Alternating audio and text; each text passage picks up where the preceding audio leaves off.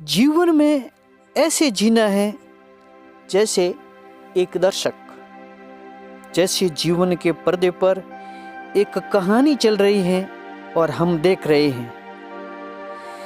एक दिन भर के लिए प्रयोग करके देखें और जिंदगी दूसरी हो जाएगी।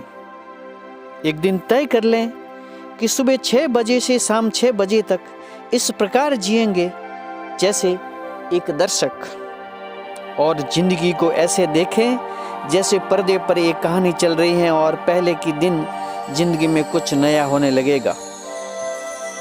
ये प्रयोग आज ही करके देखें। इस छोटे से प्रयोग से आप ऐसे देखें जैसे कैनवास पर एक कहानी चल रही है और आप दर्शक हैं।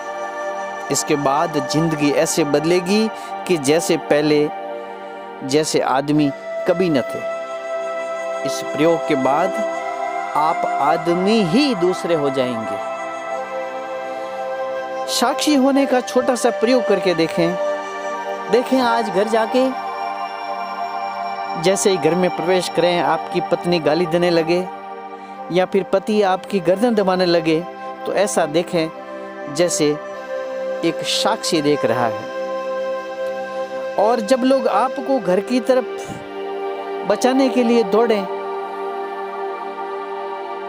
आपको बचाने की चेष्टा करें, तो आप उसे एक नाटक में प्रवेश की भांति देखें।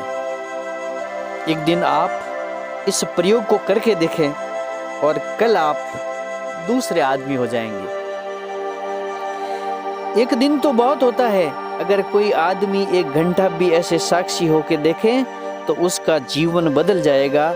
वह आदमी फिर वैसा कभी नहीं हो सकेगा जैसा वह 1 घंटे पहले था। उस घंटे में जो दिखाई पड़ेगा वह सब कुछ हैरान कर देने वाला होगा। इस घंटे में उसका सारा जीवन ही बदल जाएगा। उसकी सारी सोच ही नहीं, उसका नजरिया ही बदल जाएगा। उसके भीतर चेतना के नए केंद्र जागृत होने लगेंगे। 1 घंटे आप ऐसा करें जैसे आपका पति गालियां दे रहा है या आपका मालिक गालियां दे रहा है, तो फिर आपको लगेगा आपको सिर्फ हंसने के सिवाय कुछ भी नहीं दिख पाएगा। भीतर एक हंसी उठेगी, चित्त एकदम हल्का हो जाएगा। ये गाली कल भारी पड़ गई होती, छाती पे पत्थर बन के बैठ गई होती। जिस गाली में भीतर जहर पैदा कर दिया होता, इस गाली ने भीतर प्राणों को मत डाला होता, इस गाली ने भीतर जाकर के एक संकट, एक मुसीबत पैदा कर दी होती, अशांति को पैदा करती हो। जीवन एक प्रतिक्रिया बन जाता है और ये गाली आज भीतर कुछ भी नहीं कर पाई। इसका मात्र कारण है आपका साक्षी होना। सिर्फ आदमी बदल जाता है तो दुनिया बदल जाती है। जीवन में एक साक्षी की तरह जीना है। इससे आदमी के जीवन में क्या परिवर्तन हो जाता है यह करके ही जाना जा सकता है। थोड़ा सा प्रयोग करके आप देखें। मंदिरों में जाने की फिक्र छोड़ दें, जिंदगी ही मंदिर बन जाती है अगर साक्षी होकर के देखें तो। गुफाओं में हिमालय पर जाने की चिंता छोड़ दें, वह जिंदगी इसी क्षण तीर्थ बन जाती है अगर साक्षी बन जाएं। तो वह आदमी जहां साक्षी हो जाएगा वहीं तीर्थ बन जाएगा, वहीं एक घटना शुरू हो जाती है। प्रभु ओशो के द्वारा एक दृष्टांत दिया गया था जिसमें बताया गया था कि जब सुकरात मरने के करीब था, जब उसे जहर दिया जा रहा था, बाहर जहर पीसा जा रहा था, सुकरात लेटा हुआ है, उसके मित्र सब रो रहे हैं। सुकरात उनसे पूछता है कि तुम रोते क्यों हो? तो उन मित्रों ने कहा, रोए नहीं तो हम क्या करें, तुम मरने के करीब हो। सुकरात ने कहा कि तुम पागल हो, तुम्हें मेरे जन्म पर ही रोना था, क्योंकि जिस दिन जन्मा था उसी दिन मृत्यु शुरू हो गई थी। अब तुम इतनी देर करके क्यों रोते हो? वह तो मैं जन्मा था तभी मरना शुरू हो गया था। जब कहानी शुरू होती है तभी उसका अंत भी शुरू हो जाता है। जब पर्दे पर फिल्म शुरू होती है तभी जान लीजिए कि इसकी समाप्ति भी आएगी। जो वह दी एंड लिखा जाता है वह बहुत जल्दी आ जाने वाला है। वह तो प्रारंभ में ही अंत छुपा हुआ है। पागलों, सुकरात ने कहा, वह तो हम जन्मे थे तभी सोच लिया था कि मरना है। बात वहीं खत्म हो गई। अब क्या रोते हो? अगर तुम्हें रोना ही है तो अपने लिए रोना शुरू करो। मेरे लिए क्यों रोते हो जब मैं ही नहीं रो रहा हूं? जाओ जल्दी पता करो जहर तैयार हुआ कि नहीं। सुकरात खुद उठ करके बाहर गया और जहर पीसने वाले से कहा, समय हुआ जा रहा है, 6 बजे जहर देना है। जहर अभी तक तैयार नहीं हुआ। वह जहर देने वाला आदमी बोला, मैंने बहुत को जहर दिया है लेकिन तुम जैसा पागल नहीं देखा।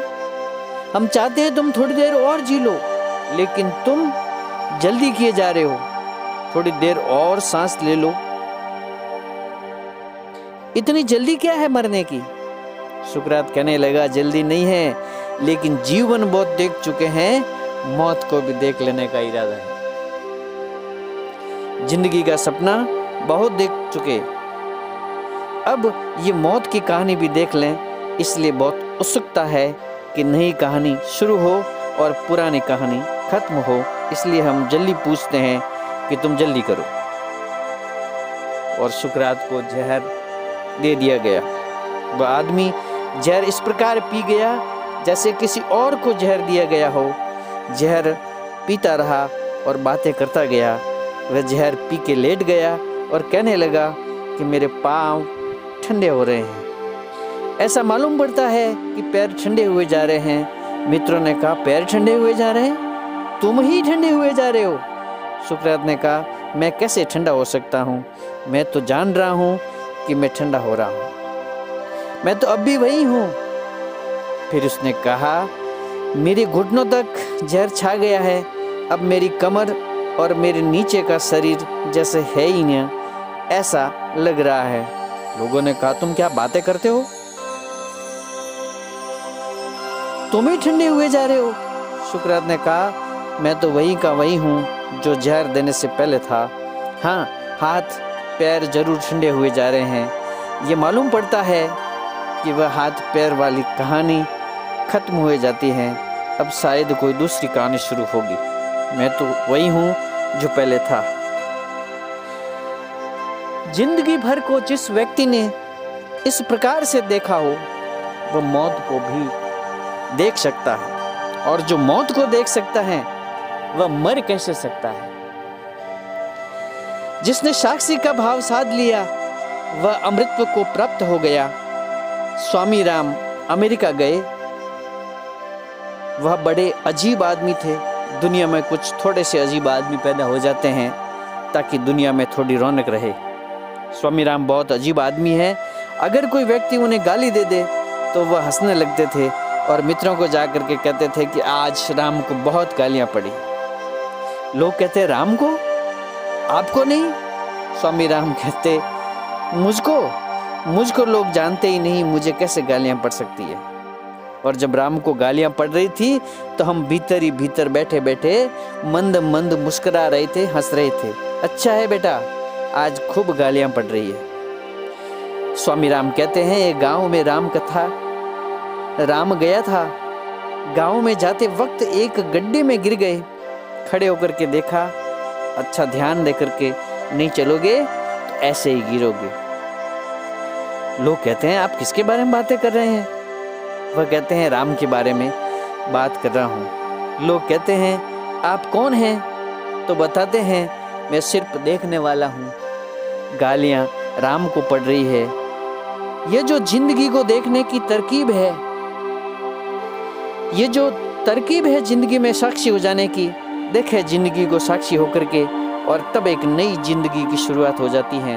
वह जिंदगी असली सत्य तक पहुंचती है जिसकी ना तो कभी मृत्यु हुई और न ही कभी जिसका जन्म हुआ। बहुत कम सौभाग्यशाली लोग हैं जो इस सत्य को जान पाते हैं। अभी तो जीवन के सपने में ही जीते हैं और सपने में ही समाप्त हो जाते हैं। सपने में जागना है ताकि सत्य उपलब्ध हो सके, कहानी से जागना है, नाटक से जागना है, अभिनय से जागना है ताकि वह जाना जा सके जो अभिनय या नाटक से नहीं जाना जा सकता। उसका नाम ही आत्मा है, उसका नाम ही परमात्मा है। उसको जानते ही आदमी मुक्त हो जाता है, क्योंकि संबंध समाप्त हो जाते हैं, शब्दों के बंधनों से मुक्त हुआ जा सकता है। इसको जानने के बाद कुछ शेष नहीं बचता। यही संसार का सार है, सत्य है। सत्य को बस समझा जा सकता है और जिया जा सकता है। इसके अलावा इस संसार में और कोई सत्य नहीं है। इसी भांति आपको जिंदगी में एक साक्षी होकर के जीना है।